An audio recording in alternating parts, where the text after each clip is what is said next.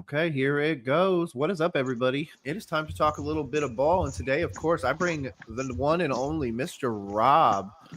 I'm ready for this, dude. You ready? Yes, sir.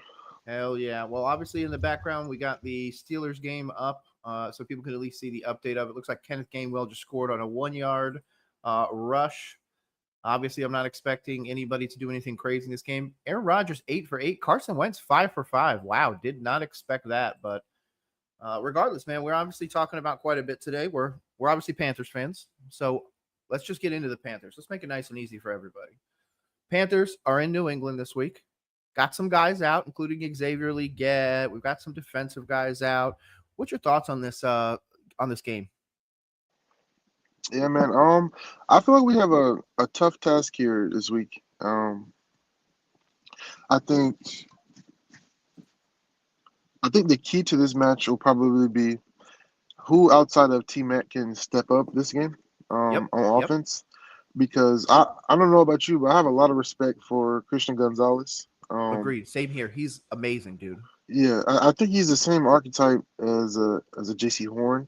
Yep, And I feel like JC Horn is like the perfect matchup to guard a T Mac. You know what I'm saying? They have the agreed. size, the strength, athleticism to keep up. And they're also, really technically sound. So I won't be taking any T Mac overs this game. I believe in him, so and I hope he can surprise me. Of But course. I feel like the Patriots have a key to winning this game by putting Gonzo on T Mac T for sure. Mac. And you can shade safety help towards him as well. And then forcing like Hunter Renfro, Bryson Tremaine, if Jimmy Horn plays, forcing Yep, the others to beat them while also like stacking the box for the run. I feel like they have a clear path to victory if they follow that versus what we have. We could come in there and like surprise people, but I feel like that would be a really like rock solid game plan from their perspective. Um, agreed. Especially until we get Coker, we get Jatavion back. You feel me? Yeah, And also it's going to be something to see watching Milton Williams. This is I the agree. Milton Williams Bowl I agree. matched up versus our interior. I don't. I'm not too worried about Damian Lewis because I feel like he's a good pass blocker. Kate Mays Agreed. is a good interior pass blocker as well. But Chandler Zavala, man, he's like pass blocking is not his No, that's strength. not his game. I thought he was the run Yeah, grader. you're right. He is. Yeah. So I know I've been rambling for a while here, but No, you're I not I, rambling. I think the path for a Panthers victory is to try and establish a run game. Even though the Patriots have been good at stopping the run, if we were able to get some push and get Chuba going, um, and even like take advantage of some of their like man coverage and Bryce uses his legs, I would say that would be the path for our victory. I 100% agree with you. To be honest, that Milton Williams Bowl is a real thing. Not only is it a real thing, but it's going to be something that, to be honest, we're going to have to deal with.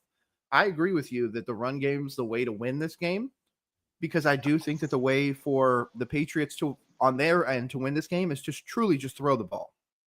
If they're going to attack the middle, we're expecting a guy like Hunter Henry to do well. But we also have to remember their run game hasn't been doing much of anything. Yes. Uh, Ramondre dropped the ball. They had, I think it was 3 turnovers last night or 3 fumbles, not last night, Yeah. last week. So there's that. Obviously, Trevion Henderson hasn't taken that step forward in the run game, so I'm not expecting them to be able to run very well on us. So there's a little bit of that with concern in general. But Chuba, I trust. I don't really care what anybody says. I agree that the run grading on this team isn't as good as the pass grading, especially with a Mm. guy like Cade Mays. Cade Mays seems to be like a really great pass blocker. He is, man. Maybe not the best in the run game. Where it's the opposite with a guy like Robert Hunt. Yeah. He's a fantastic run blocker. But now Yes. that we look at this game, I could see a bunch of scenarios for us to win. I think the true key, though, is the one that Canales keeps saying. I just need Bryce Young to not fumble it. I just need him to not put the ball in harm's way. And maybe this is a game where, you know what? T Mac ends up with 100 plus yards And, his first touchdown, obviously 4 games into the season. But I could see this being that game where he finally turns the corner and we're talking about it like, yep, there he is. T-Mac got that touchdown. I don't want it to turn into, I mean, obviously you were a fan back then, but 2023, dude, Mingo. Oh my Mingo God! couldn't get a touchdown to save his goddamn life. Please don't remind me of that year, man. Oh, I agree with you. It was horrible. 2023, what the 2023 Panthers offense had some of like the most. It's some of the worst football I've ever seen, man. It was horrible to watch. It was painful. It was like torture. I agree. Yeah, and this team is. I feel like we're having to win games on a razor's edge.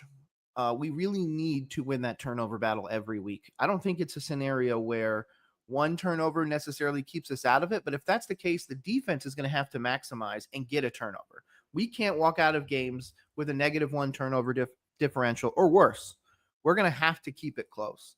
And the way that I feel like Bryce is going to have to play this is not like what it wasn't the Atlanta game, the game before that, the Arizona game. I feel like that was the aberration. I really hoped, and to be honest, I even put money down that Bryce Young was going to repeat that Arizona performance and was going to bring that to Atlanta, and he was going to get a 30, 40, attempts.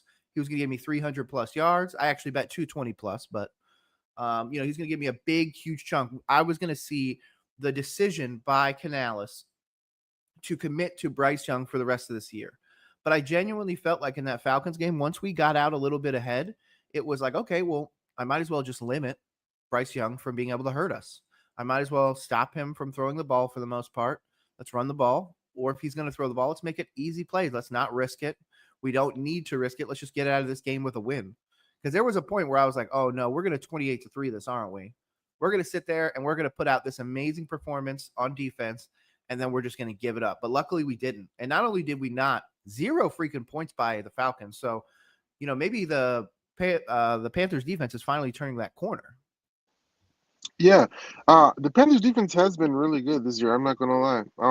Outside of the 70-yard touchdown that they allowed week 1, to Etienne, the run defense has been really solid. Our corners have been number 1 in the league at negating wide receiver production. And it's not like we haven't faced any guys. We went up against Brian Thomas Jr., Travis Hunter, Marvin Harrison Jr., Drake London, Darnell Mooney. So we've saw some really good wide receiver come to play us, and we've met that challenge. And I thought we did a good job of locking them down. Mike Jackson is playing really good. He's graded into the mid-70s this year. J.C. Horn playing really well as well. Chow has been pretty opportunistic and solid in the slot. Yep. So I'm not concerned about their wide receivers. I'm concerned about their tight end. I think we still have been struggling covering the middle of the field or tight ends or slot receivers. So I guess on offense, their game plan might be try to get Hunter Henry going. I'm not sure how we would solve that. I was listening to Ricky and Dunk speak about it. I believe they said something along the lines of maybe have 3 safeties and bring Ransom in, and not use Moreg as the cover tight end, but have Ransom try to cover the tight end because he's been pretty good this year, and kind of use Moreg as like a hybrid linebacker because he's better in the run game versus coverage, I would say, at least right now. I 100% agree with you, and it's funny. I need to go find the clip now because that's exactly what I said. I said this like 3 weeks ago. I think it was after the week 1 game, or it might have been after the preseason 3 game against the Steelers. Evero went out into one of the press conferences and discussed that. He talked about, hey, man, we've got some really good guys, but, we're still trying to figure out that whole who's going to cover tight ends thing and all that. And he's like, we've been talking about bringing up safety. And that was my first thought was let Trevon play the box. Let Lathan go cover the tight end. He's big enough. He can lay the wood. He's a solid open field tackler, so I don't need to worry about him missing a whole lot of those tackles. And I really felt like that could be an honest opportunity, especially because this team seems hell-bent, truly hell-bent on playing Nick Scott at free safety. And as long as Nick Scott is at free safety, Lathan's not going to be able to overtake him, unfortunately. I truly feel like Dave has just a soft spot right now for Nick Scott. Not just that, Nick Scott is decent, but when we truly look at free safeties, I would much rather be better at that position. But given the devalued moments, I don't really see that coming to fruition anytime soon, unfortunately. So, yeah, I feel like the safety thing covering linebackers, covering tight ends is going to be a constant. Especially though we have Shaw Smith Wade. He seems really good, but he just doesn't have the oomph to be able to cover some of these bigger tight ends. Yeah, isn't he like 5'10"? Yeah, he doesn't have the height that Lathan. I'm pretty sure Lathan's 6'1", so yeah, he's got a little bit more of that. Mm-hmm. Yeah, I don't know. I would rather have Chow guard shiftier, smaller wide receivers, slot receivers. Agreed. Especially given the injuries we have now. I mean, obviously we've got Coker still out, Corbett and Hunt out. We obviously had Xavier Legette ruled out, Patrick Jones ruled out. Obviously, that means Nick Scorton and Princely Uman-Mielen are going to get more opportunities. They said that Turk Wharton is questionable for the game. If he comes in, I'm willing to bet it's on a snap count. Same thing with Tetaroa and Chuba, though I do think those ones are going to be less of a snap count. Maybe, 28 or so opportunities for Chuba on the high end. I think he's probably going to honestly get like 15 to 17. I don't think it's going to be a need to run. I feel like, again, we're going to have to put it a little bit more in Bryce's hands. And then obviously Wanham and Sanders out. So that changes it up a little bit. But then on the other side of the ball, New England also has quite a bit out. In fact, I was talking with the Foxborough fellas, big, huge Saints fans and everything like that. They are excited for this game. But again, another thing on their side, Christian Gonzalez was dealing with the hamstring. So that could actually help out T-Mac. Jared Wilson, their newly drafted center's out. They've got a bunch of lesser known defensive guys out, especially when it comes to the running back room. They've got 2 on IR. But it's funny. You know who they picked up ahead of this game to help out on their defense? Who's that? Clavon Chaisson. Oh, yeah. He's absolutely telling them how this defense runs. So that's my bigger concern for this. It's like, okay, they got an insider now that might be able to tell them a little bit more. He did play in Evero's defense for 2+ years, so he knows quite a bit. And then they're missing Owenahu, the tackle. So realistically on their offense, they're not really missing a whole lot. Yeah, the center. But the center was a brand new center. Jared Wilson was the kid drafted out of Georgia with the third round last year. So they oh my gosh, Aaron Rodgers. I'm sorry. Yep. No, you're good. I just looked. 9 of 9, 145 and a touchdown. Yep.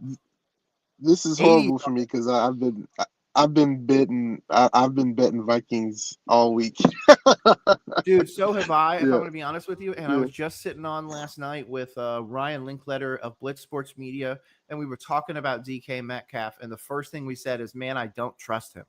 And now to see him on screen right now with a short pass over the middle for 80 yards, good Lord. Yeah, he still has the high-end speed. Yes, sir. Wow. Yes, sir. But regardless, this game is through the first, and there hasn't been an incompletion yet. It's crazy. Man, I thought the Vikings defense would come in here and dominate. The Steelers offense hadn't looked super crazy. This is that really crazy one, dude, where they flip it. Where, the Steelers are supposed to be that team that's not really doing too hot this year. And, of course, this is the game where it goes the complete opposite. I do like, though, Jordan Addison. First catch, 22 yards. I'm a big Addison guy, so this is solid.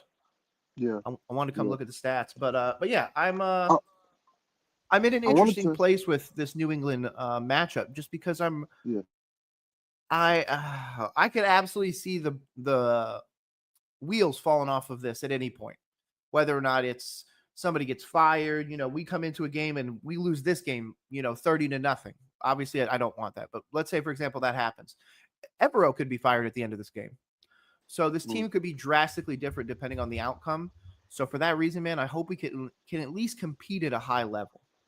We need to be able to go in there and at least put up something on the offensive side of the ball, because that's where I feel like we really lacked in that Atlanta game. What's your thoughts on the offense? It was so many missed opportunities, man. Thank you. We should have won Atlanta 50-0, 45-0. You know what I'm saying?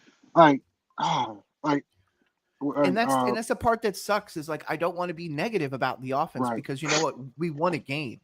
But at the Yeah, same yeah. time, It's I crazy because like I'm I looking at feel the like the Green game. Goblin mask talking to me, being like, Yeah, "Come on, you need to talk about the offense." yeah.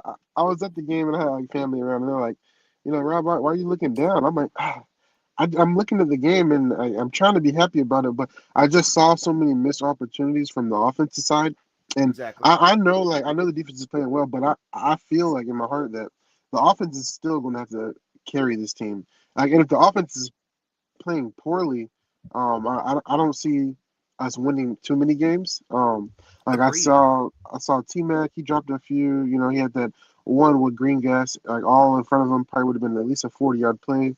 I Yep. saw Bryce miss Chuba on a wide open touchdown.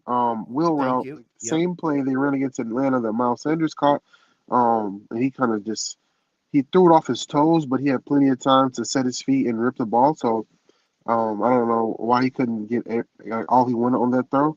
I believe there's a miscommunication on the post that T Mac ran. I Agreed. feel like Yeah, he I think could have Canales said led. that.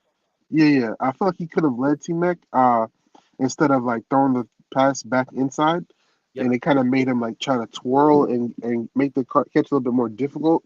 Um, and like there was some penalties on third down. Um, we had Rico Dowdle trip himself up on a draw play that looked like he had green grass in front of. I just Yep. feel like the offense has not been able to put out a full game of good tape. You know what I'm saying? And that I doesn't agree. mean like executing 100% of the time, but I feel like we need to be putting together at least like 5 to 6 good drives a game. You know what I'm saying? Well, not just When we that, but came into the it season, helps the we defense. yes, yes. You know what I'm saying? Um, but you know, a part of me wants to like give the offense some grace because Coker is not out there, XL's not out there, and it looks like he's regressed a little bit. Maybe this time where he's off, it gets him like a mental reset, and he can come back in focused Yep. and healthy. I'm really looking forward to seeing T Mac XL Coker all in the field together. Because I feel like that's what Dave was like planning for, I agree. to get his full set of weapons. Yep. So I really want to see that.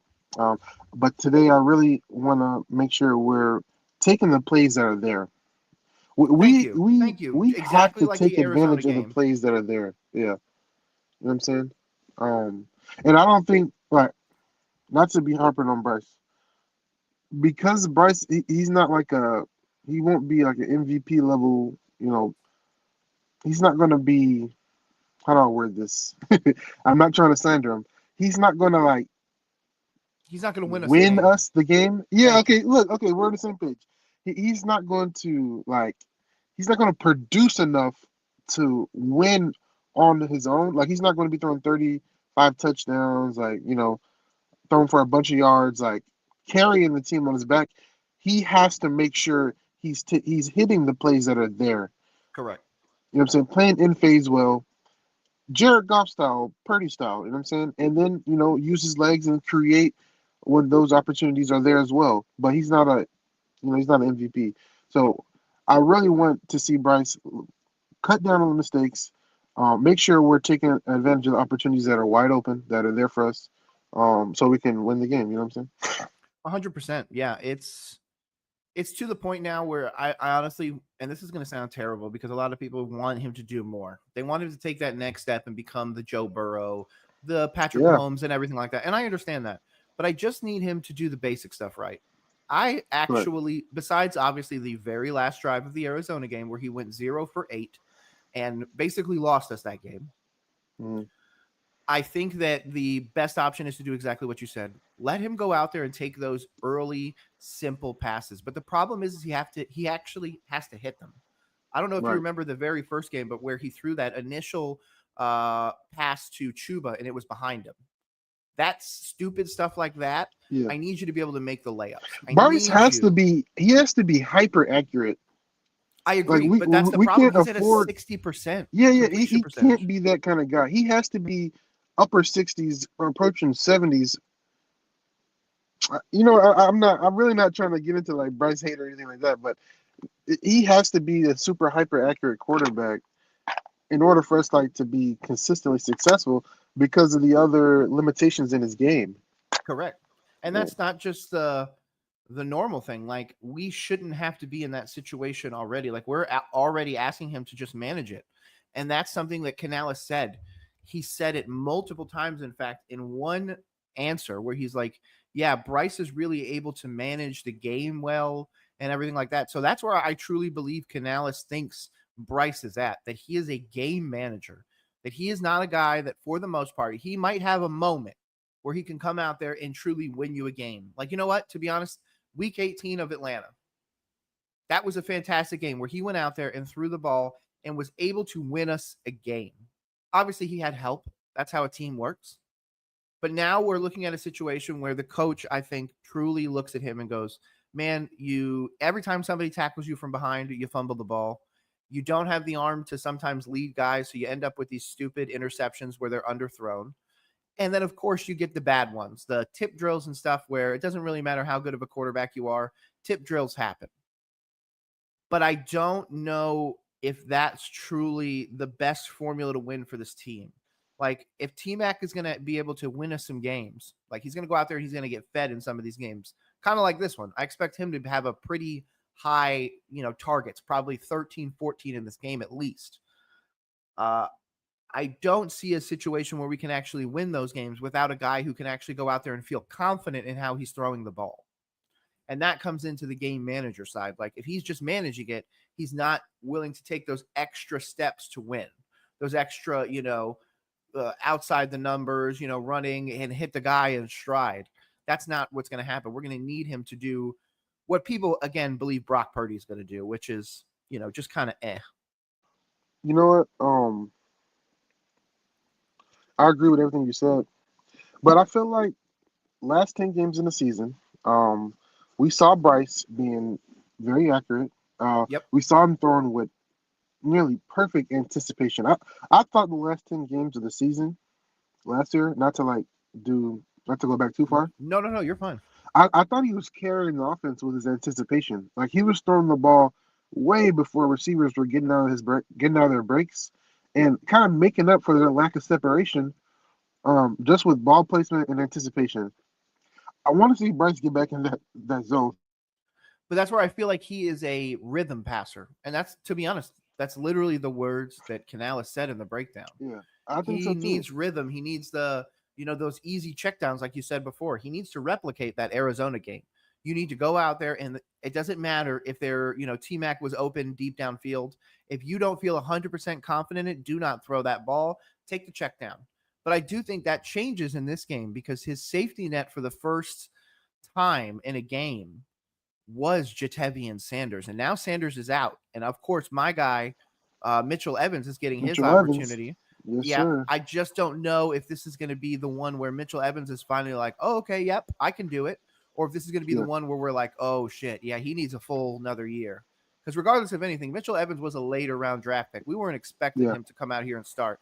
I had my tinfoil hat theory because, again, I think that blocking tight ends are absolutely devalued. And when you go look at guys like even Sam Laporta, Brock Bowers, Trey McBride, they can block at an elite level at times. There's never been a point where he could, meaning Sanders, block at a high level. I think he's more than a blocking tight end, man. And I think the year. No, I just think you have to have that has to be a part of your game in order to see the field. You have to be a good blocker because every time we see Jatavian Sanders on the field, you can literally watch him in slow motion in the all-22. Yeah. Go out there, line up. He eventually goes from being outside of outside of the line, then cuts himself in close like he's going to block, and then just touches a guy and then fades out. They know exactly what he's doing. He's out there as an extra weapon. That's why I thought the losing 20 pounds. He's a big slot receiver. Yeah, to be honest. And when I mentioned he's a better blocker, I was talking about Mitchell Evans. I agree. Yeah. I think Mitchell Evans, he was coming off an ACL the year prior. Yep. But I believe he was playing so well, and you can look at some of the mocks and how people were talking about him. I thought he was playing his way into being a second or third round pick the year before his ACL injury. He was playing really good ball. So I think there's some hidden upside with Mitchell Evans. I don't know Like it would be Oh, amazing if he interception. could have a who threw it. Carson Wentz Oh intercepted by no. Deshaun Elliott. Okay, all that money's down the drain. It's funny. I just literally bet maybe 5 minutes ago. It's Steelers 6.5. I was like, I'll take it. They look like they're going to destroy the Vikings at this point. Yeah. Yeah, I might have But to put in continue. some new. I apologize. Yeah, he was a 5th round pick, by the way. Mitchell Evans, 6'5", 258. So he's still that 20+ pounds.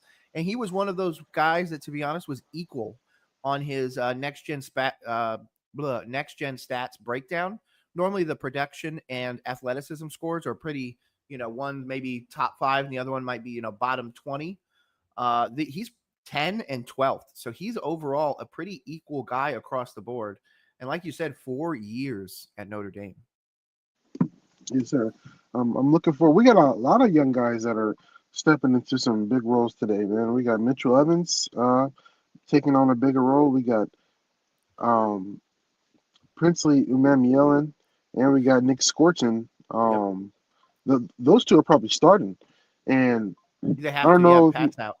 yeah, I don't know if you know this, but like we're still at the very bottom of the league when it comes to pass rush. We're Yep. We not only have one generating sack, right? one sack on the year. We're not generating many pressures either. Nope. Um, Especially organically with four, we're not getting too much pressure. Yeah. So I know they're rookies, and I always thought it was going to be a tough ask to come in and ask rookies, rookie second and third round picks to come in and be our lead pass rushers. Like that was always going to be a tough ask. I But it agree looks with like you. that's the burden that's being placed on them so far. Yeah, and it's to the point, to be honest. Like, I feel like we spent all this money on guys, and obviously injuries are plaguing us right now. Turk Wharton out. Wanham dealing with an issue. I know he's not paid top dollar, but he's definitely paid more than some. Same thing with Patrick Jones being out. uh, I just really felt like this defense was going to take the next step forward in the run defense. And I know we have for the most part. They have looked better, top 15 most weeks. But the concern that I continually have is the one that we're not addressing. We're still kind of hoping and praying that these guys turn the corner, and that's the linebacker room. That's where I feel like this defense really just falls apart. I feel like if we had one truly good, really good guy that you could go to every week and depend on being a really good Mike linebacker, not a rusher, a guy that's going to sit in coverage and really help out the team, make sound tackles. I feel like that changes this team as a whole because that's the place that everybody goes to. I said it ahead of the Arizona game that McBride was going to eat. I said it about this game. I think Hunter Henry has the potential to have 100+ games or 100+ games, 100+ yards in this game. So that's really where I feel like it falls apart. It's that Trevin Wallace, Bam Martin Scott, Claudin Cherilus, like that. And to be honest, I'm not a big fan of Roseboom. I really feel like that's the problem. Because, yeah, you're right. We're getting guys like Scorton, Princely Umanmielen, and obviously depth pieces like Cam Jackson or Lathan Ransom. And they're going to see the field. They're going to do well. It's more of those other ones that I need somebody to take that next step. And that's been the problem. To be honest, that's been my problem with Wanham. That's been my problem with Patrick Jones, A'Shawn Robinson for that matter. Like some of these guys were higher end picks. I want to say A'Shawn was like a second pick. Yeah, second round pick in 2016. So I feel like there's so much lost potential in the pass rush room. Like you said, one sack on the year for the Panthers. That's not good at all. Yeah, man, we gotta start getting some pass rush in the worst way. They have a rookie and Will Campbell who's been playing okay so far. Uh, what it looked like he was struggling versus power rushing. Yep. So I want to see if we can even like if Turk Wharton plays, maybe we can even line him up at edge and have him go with like some power rushes and or Nick Scorton have them try to collapse the pocket and try to get it made that way. I actually felt like we weren't getting too many pressures on Penix, but I feel like we did do a good job of collapsing the pocket and making him uncomfortable with the line getting like surrounding him. Agreed. Um, so maybe we can attack them that way. Um, I don't know. I'm just concerned. How do you think they'll play today?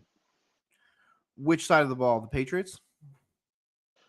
No, our edge rushers. Like, are you expecting our edge rushers to get off today, or do you think we're gonna I'm expecting struggle? them to struggle. Yeah, I'm expecting this offense to continue to do what it's been doing. But on the defensive side of the ball, I'm concerned about not only the pass rush, but I'm a bit concerned about the secondary. Like you talked about Christian Gonzalez, he's a good one, but I'm concerned about our secondary being able to cover guys. And I say that knowing that the Patriots room really has nobody to write home about. But I feel like that's been the problem for the defenses going up against them. I mean, we're talking about their top receiving leaders being, of course, Hunter Henry.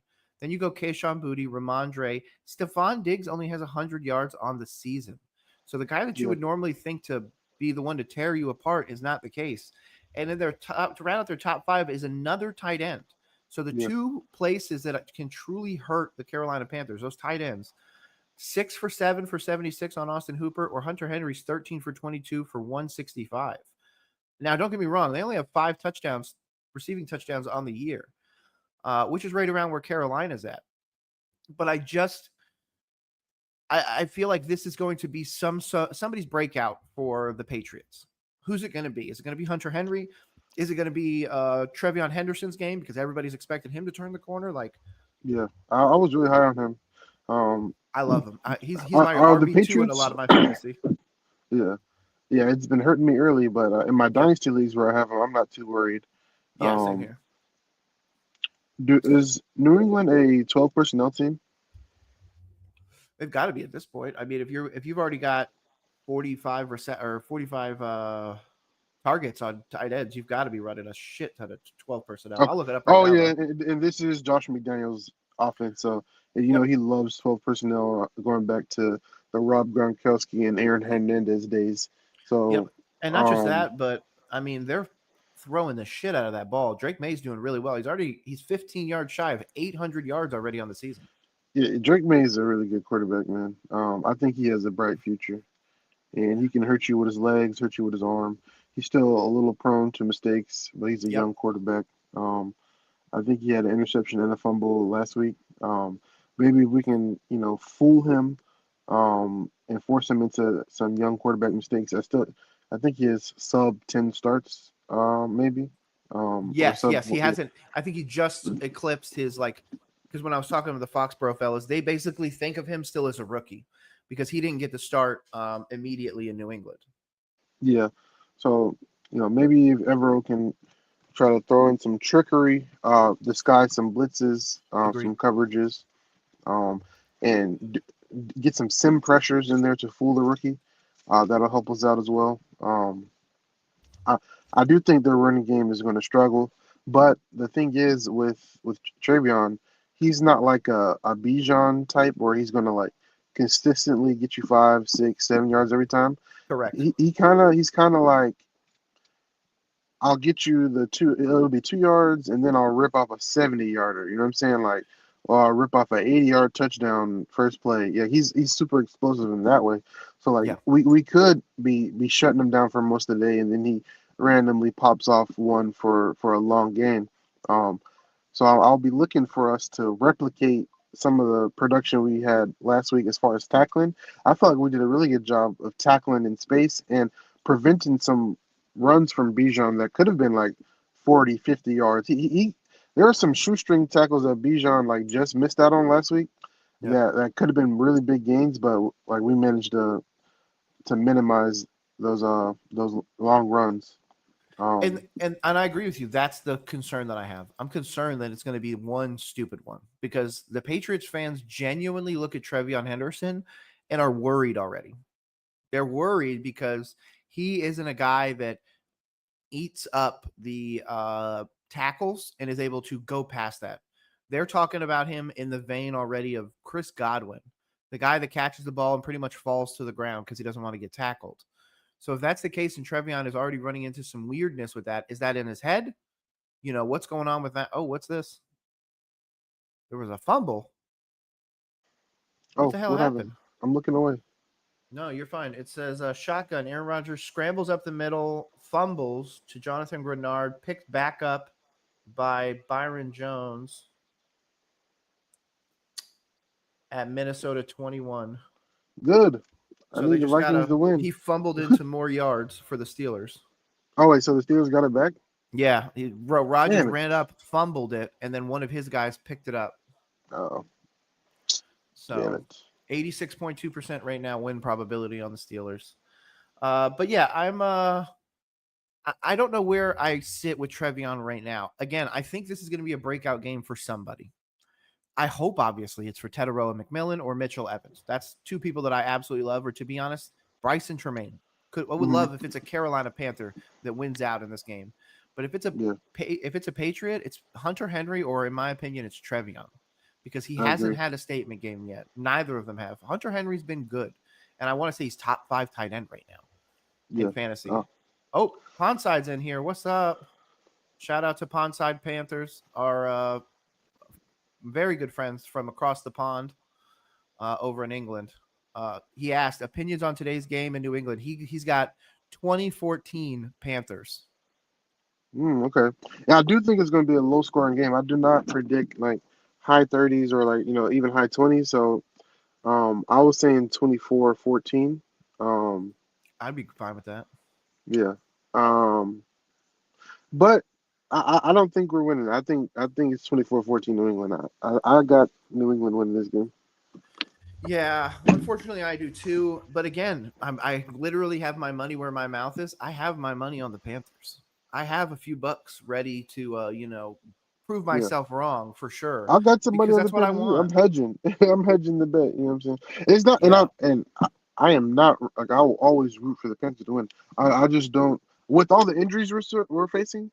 If T-Mac 100%, Chuba 100%, Coker 100%, XL 100%, we got all our edges. I would pick us to win, but we're fighting a lot of injuries right now, and I think it would just be like foolish to just say next man up. We can fight through all these injuries on the road. You know what I'm saying? I think we're gonna miss DJ Wonnum. I think we're gonna miss all the receiver lack of receiver depth that we're having, and we don't have JT Sanders. Like we're out a lot of our key players this week, so I think it would be naive for me to just say we can overcome it. Now I hope we win. I just don't. I don't see it. I don't see it today. I agree with you, but I want to ask you then, because we kind of had a little bit of discussion in last time we talked, but I really want to flesh it out. We previously thought, coming out of training camp and especially going into the preseason, man, this wide receiver room is no joke. Man, look at it. What are we going to do? This is going to be great. And now we're at the point already where it's T-Mac or bust. Jalen Coker, obviously the injury I don't love, but injuries happen. I'll give you a little bit of a pass there. But obviously that takes away, in my opinion, wide receiver 2. Then we start this whole Xavier Legette not really getting it done, not really even, in my opinion, playing at NFL levels. I think guys like Bryson Tremaine have very much outplayed him. In my opinion, Bryson Tremaine is going to have to compete for Jalen Coker at this point. But I called it the soft benching of Xavier Legette because I felt like he didn't seem hurt or anything like that. Obviously, they say he got hurt, but we've heard of teams lying about that. I just genuinely team lying. Yeah. So, do you remember Bryce's rookie year? When he had like a phantom injury, he missed that Seattle game. Yes. I don't know. I feel like that was a low key soft benching right there. That's I feel like that's what the franchise is doing, man. They're soft benching him to figure out, like, okay, are you going to be able to fix this? And if that's the case, like, are we the team now that's how we're going to try and solve everybody? Because it happened to Bryce once. Now our solution to everything is just bench them. Because at this point, I'm going to be honest, I could see a scenario where Xavier Legette is shocked. Genuinely. Like, wouldn't that be crazy? Our second round pick, like damn near 2 consecutive years. Well, he was a first round pick too, but I really count. He's technically a second round, in my opinion. Yeah, I agree with you. But who would he be traded for? Like, we're gonna have to include a picks. Linebacker. No, I think they would trade him, especially if Coker comes back, and that's what I really feel like they're waiting for. How does Coker look at the end of this week, or going into this next game? Is he still on track? Or is he going to be one where we're going to need a little bit more time? He's not going to come back week 6. He's going to be closer to like week 7, maybe week 8. If that's the concern, We then might I need feel to like trade for a wide receiver, huh? yeah, then I feel like he's gonna be shocked for sure. But I feel like if Coker's coming back, there might be a thing that's just like, hey, he is a first round pick. We have 5th year of contractual control. Let's just sit him. Let's figure that out. Because again, I genuinely feel like Bryson Tremaine's already better than him. And I feel like because of his blocking, like I posted the clip and Mike Bell also posted the clip as well of him blocking Jalen Walker in the Falcons game. Mm-hmm. Bryson just goes up there and just hard blocks the shit out of him and just Yep. runs him up and down the field. And I'm like, okay, where Yep. do I ever see Xavier Leggett do that? And I don't. I literally Even went with through all and his physicality, man. what I'm saying, dude. You got all the intangibles. You got and I say that because it's not on the field stuff, but Mm-hmm. he's got the speed. He apparently has the hops, but he just doesn't have the hands. Even when we go back to looking at training camp stuff, you can see at times he's trying to make the hand catch, but he wants to body catch literally everything. Yes. He does He not want to lost reach out, confidence in his hands.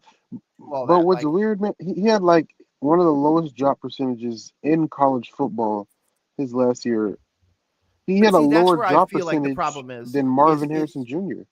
I know, but that's where I feel like is the problem. Is we looked at it as a 1 year like explosion of talent and not what it Yeah. was. It was an aberration. Like he was Yep. good.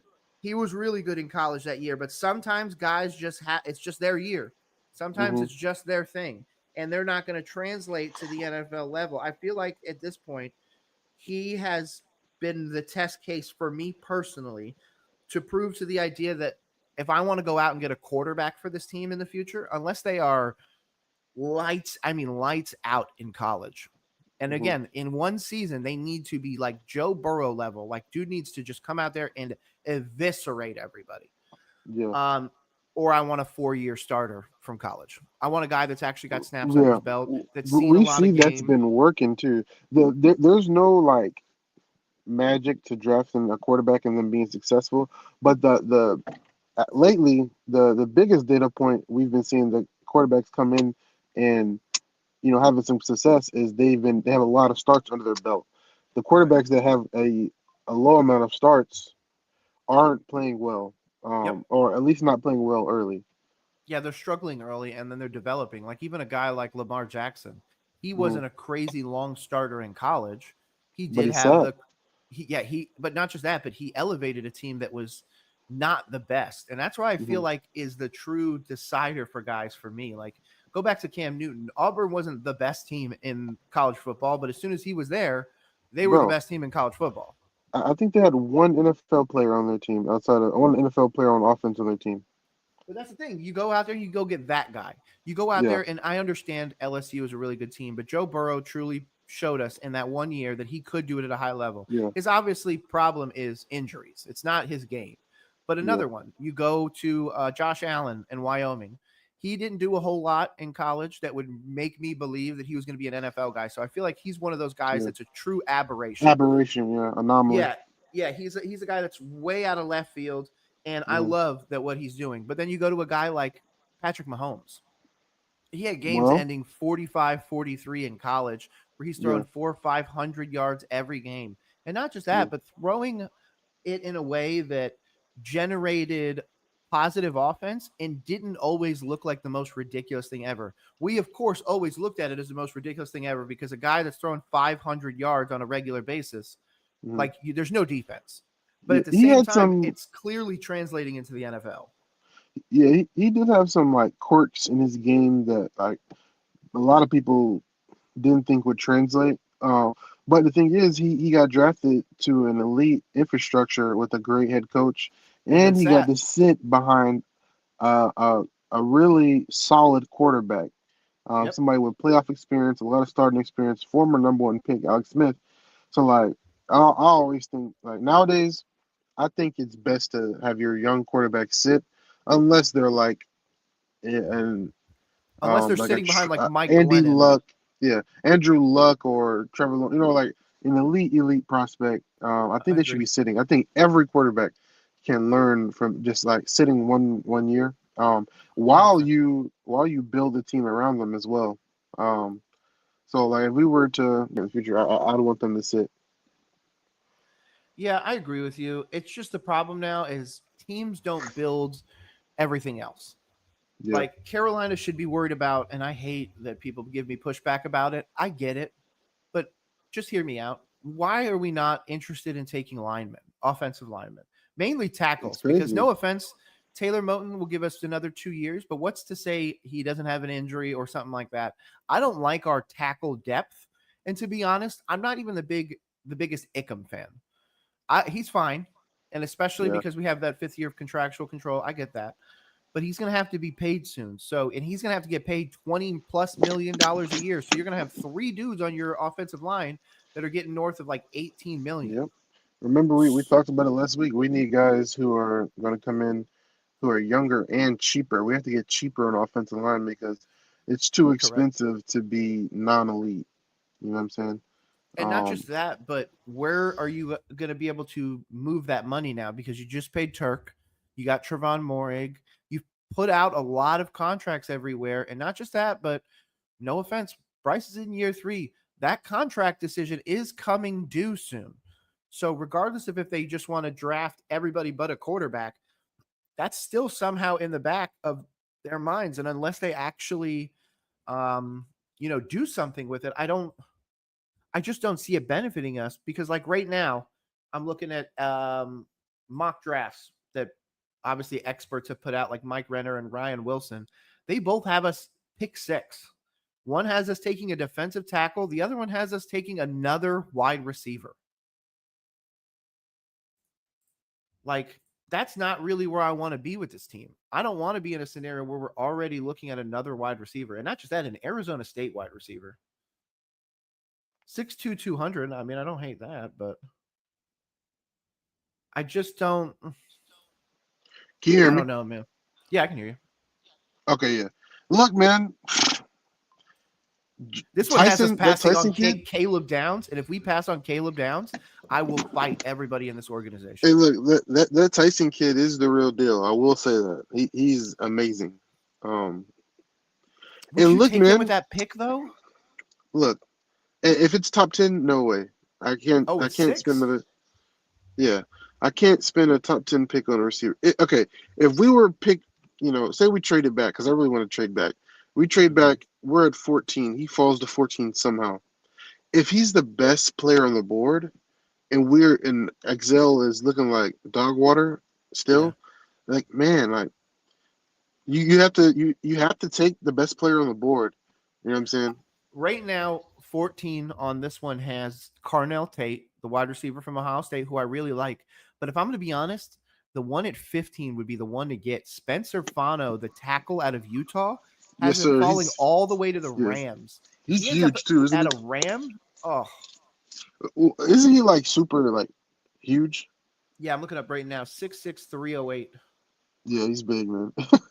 Yeah, you put That's him a at big left guy. tackle. We don't need to worry about left tackle anymore. Did you see Caden Proctor's big ass catching a pass yesterday? Oh yeah. Dude. Yeah, Yeah, I love all these offensive linemen. That's what I'm saying. I agree with you. I wish that just we could bite the bullet for just 1 year and just do that crazy trade back scenario where you're like, okay, I'm gonna trade up from like 5, 6, wherever we're at, trade down to like 10 or 12, 14, then trade back yeah, one more time to like 22, 24 if your tackle or guard isn't there, and then take whoever you want because later in the yeah, thing they're still have top tier guys.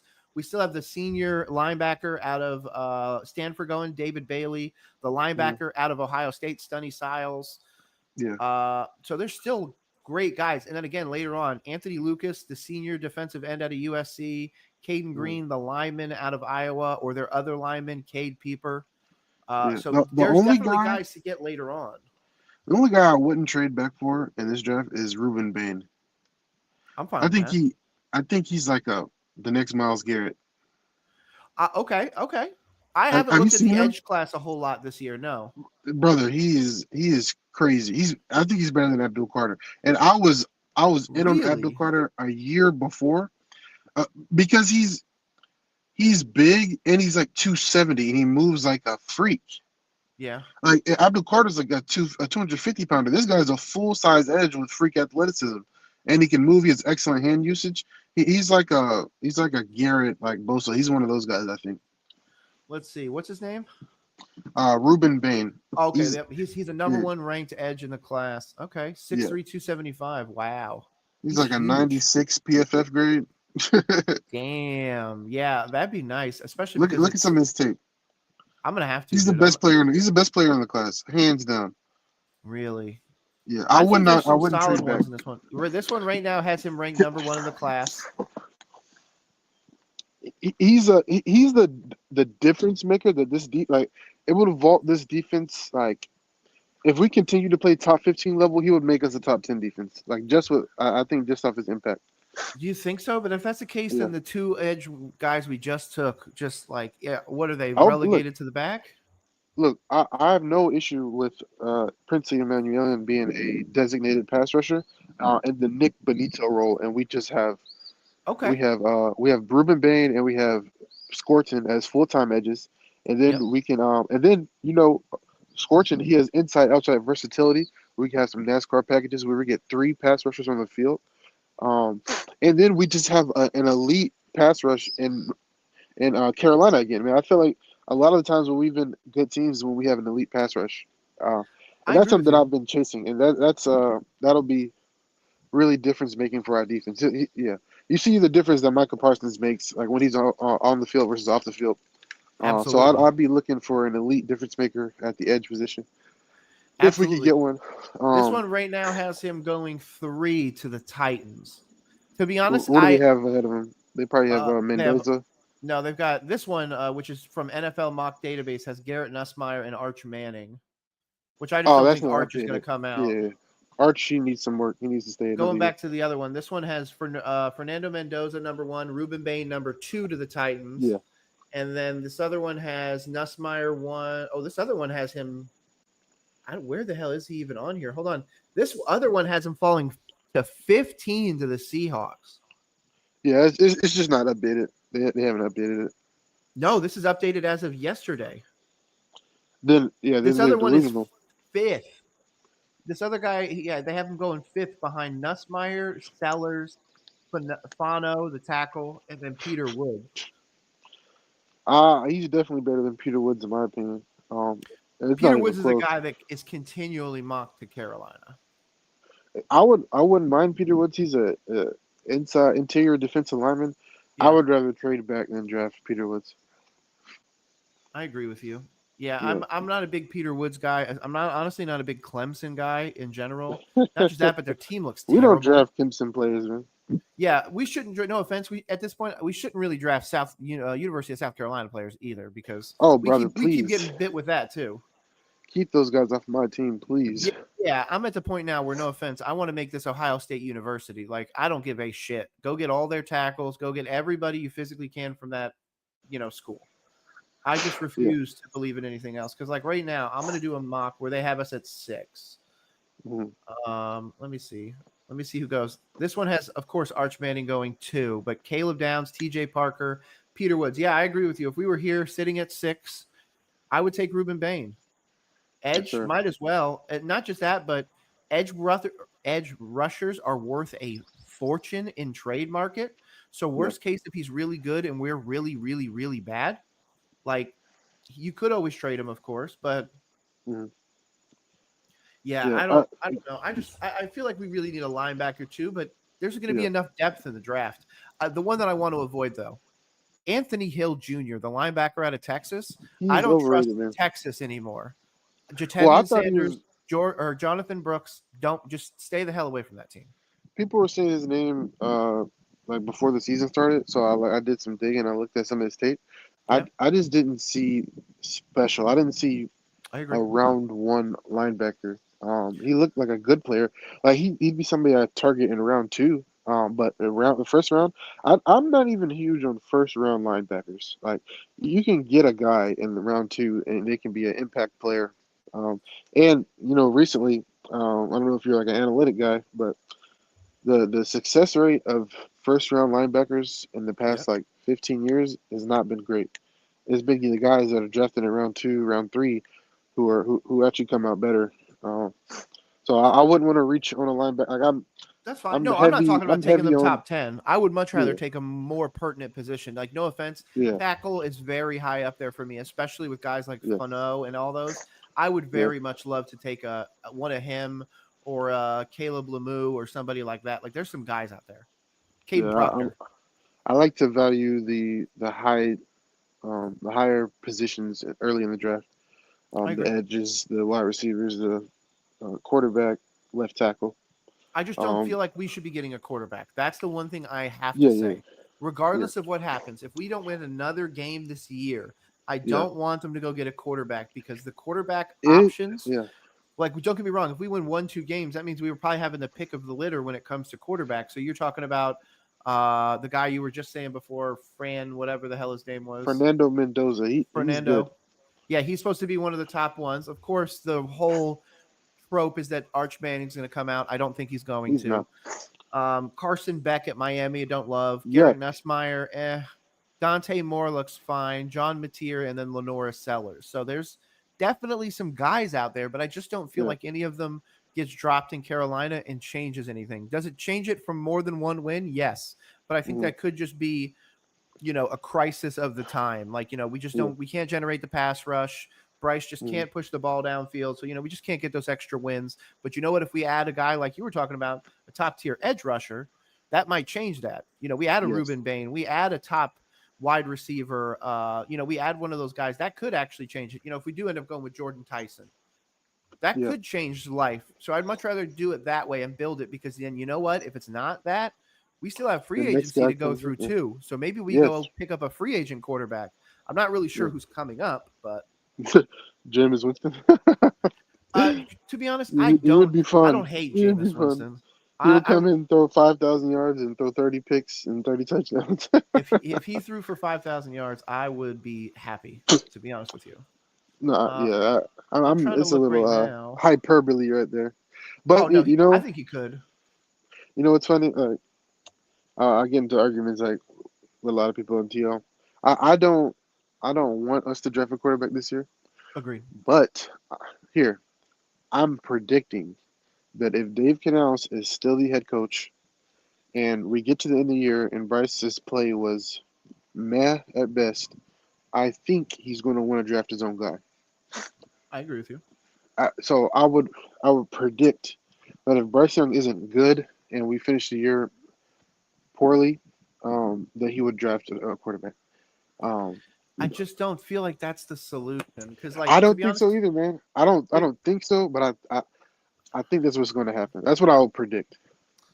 I agree with you, because I feel like Dave Canales knows already that he's on a short leash. He needs wins. Regardless of what anybody wants to say, if we end up with 3 wins, 4 wins, Dave Canales might be, packing his bags. At that point, Evero's definitely packing his bags, but that's a completely separate argument that I think at this point is pretty much settled. Evero is going to be the first one to get fired if anybody gets fired, unless it's just some crazy collapse by the offense, which, as long as they can give us something like last week, or again limit turnovers, I feel like we'll be good. I just I don't feel like any of these quarterbacks from college fix this team in one year. I obviously don't think Andy Dalton fixes this team either, but Yeah, I agree with you, man.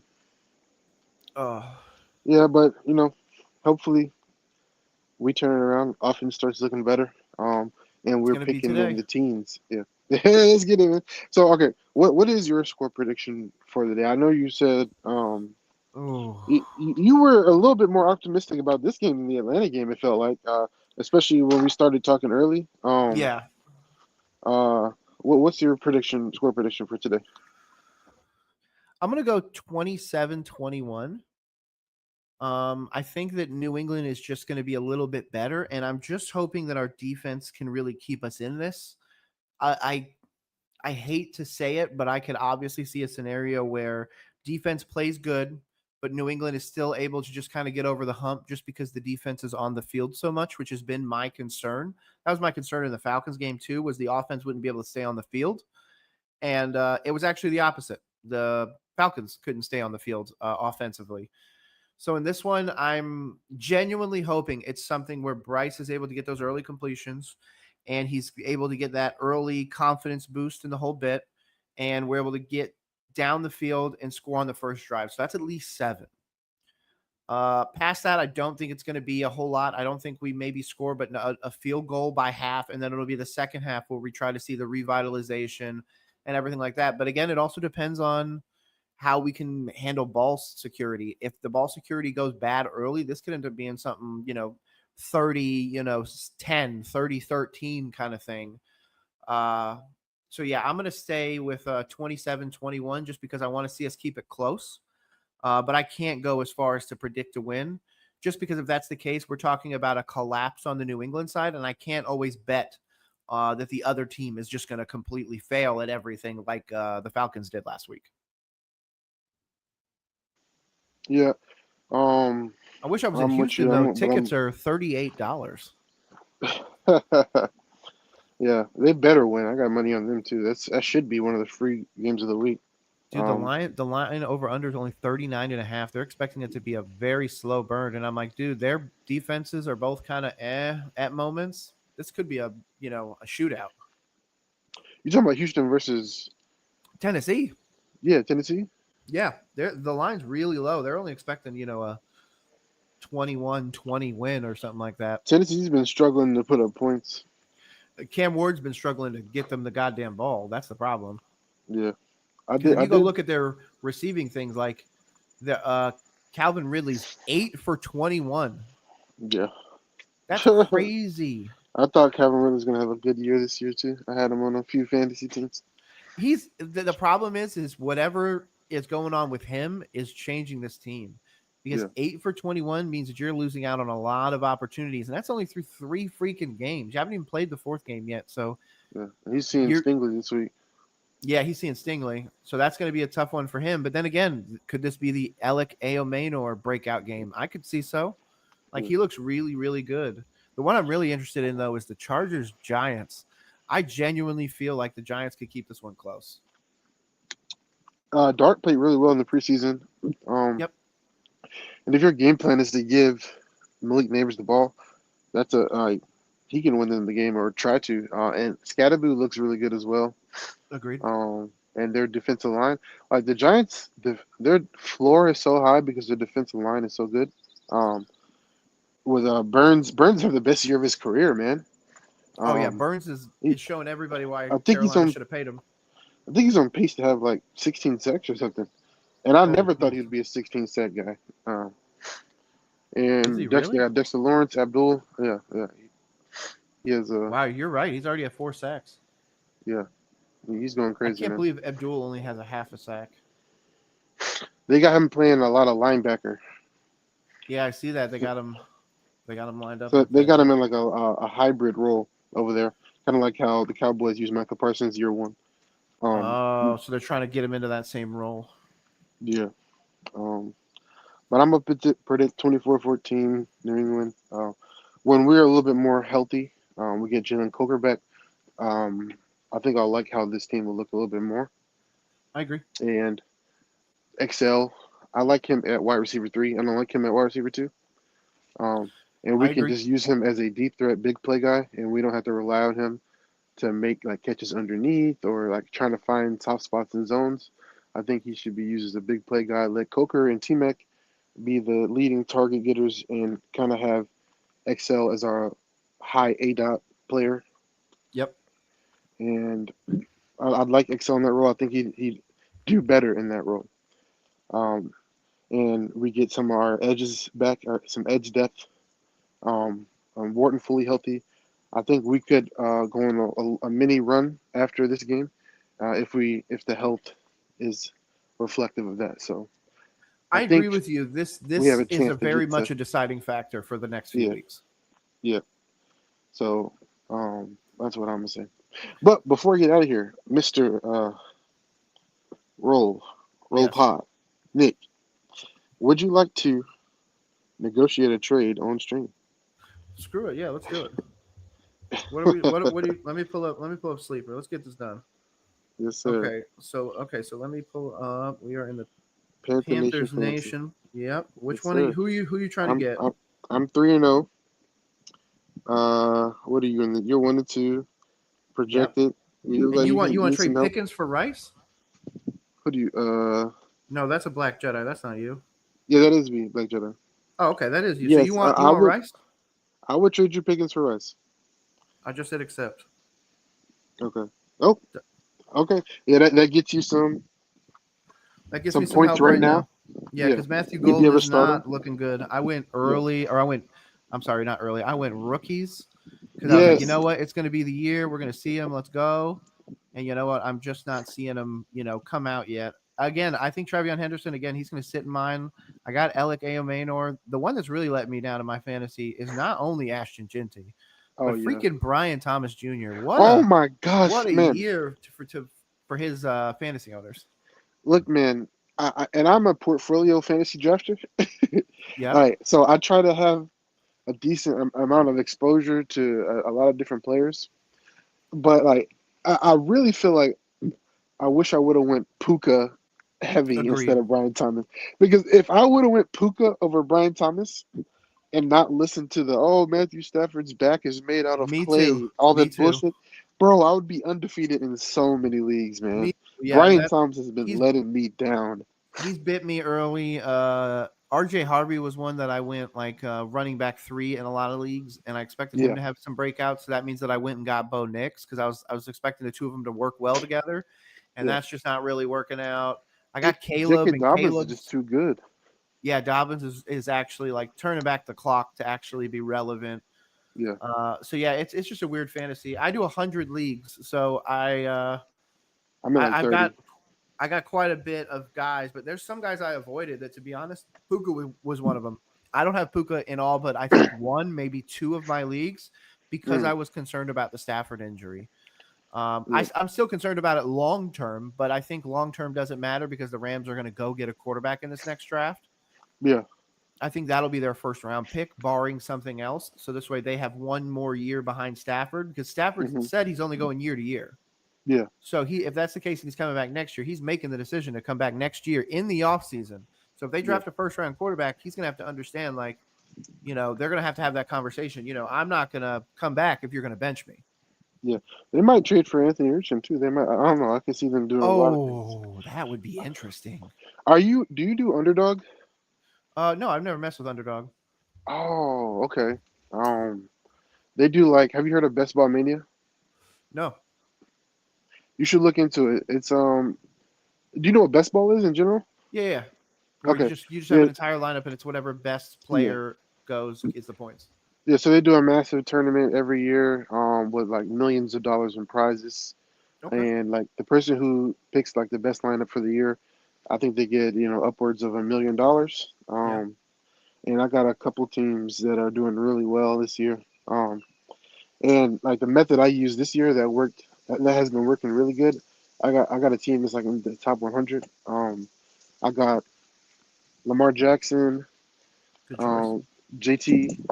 JT's playing like he's playing like a first round pick. Like he should have been Yep. like a high. Like he could have been a top 3 pick. I got Gibbs. I got Chuba. Roma Dunze has been playing out of his mind. T Mac, Addison just came back, and Yep. Tucker Craft on that team, and that team's like it's top 100 last time I checked. So like, I'm looking to get some money. I just need T Mac to start scoring touchdowns, and I really can earn some money, man. I agree. I think that's this week, dude. I think that's Yeah. today, 1 o'clock. I think it's going to be a good one. T Mac is going to get his touchdown. He's going Hey. to need it because, to be honest, these next few games, like Miami's going to be tough, Mhm. regardless of what anybody says, because they got their backs to the wall.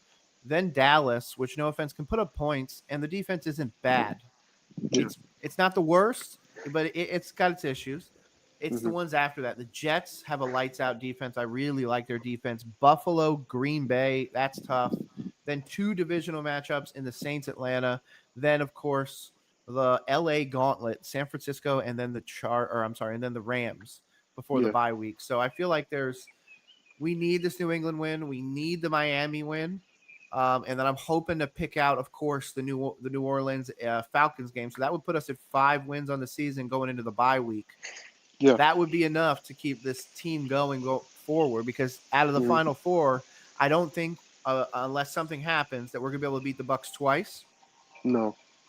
So we're gonna have to beat them once, and Hmm. then go from there. So yeah, Yeah, I just don't we need know. our young guys to play really good. We need Bryce Young to stabilize and start playing well. We need our receivers to stay healthy. And Coker's so important for this team, Yep, and we need the soft tissue injuries to clean up. But I think the key to us, outperforming expectations are the rookie edge rushers. If they can come in and, start providing some instant impact. yep. And if Bryce Young and T-Mac continue to carry. So that's what I'll be looking forward to. Agreed, dude. Sound football. That's all we want today. We just want to win. Give me a win, man. It's gonna be a good Sunday. Everybody's gonna have a great one. Are you getting ready to Yes, get sir. out of here? Yes, sir. Okay, cool. We'll just end it here then. Hopefully, everybody has a great rest of the time. With the Vikings Steelers game, looks like it's coming out of halftime. 16-4 Steelers is the current score. It's on the screen. Hopefully, everybody enjoyed the conversation with Rob, of course. And of course, Rob, whenever you want to talk, I'm ready. We'll talk. I think tonight I'm also going to be talking with shout out to Autistic Panthers fan on Twitter. So I might be talking with him tonight. And if that's the case, there's going to be some fun conversation. So yeah, check that out as well. All right, man. Appreciate you for having me on. Of course, dude. I appreciate you taking the time, man. And of course, no matter what, hashtag keep pounding, guys. Let's go Panthers. Yes, sir. Have a good one, brother. Say, bud.